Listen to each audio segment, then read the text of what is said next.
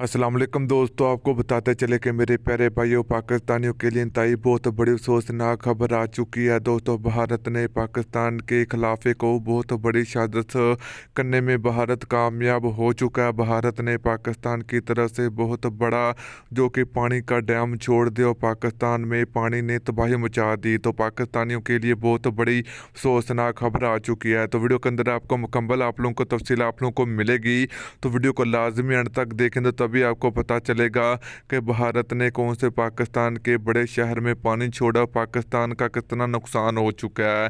तो वीडियो के अंदर आपको मुकम्मल आप लोगों को तफसील आप लोगों को मिलेगी।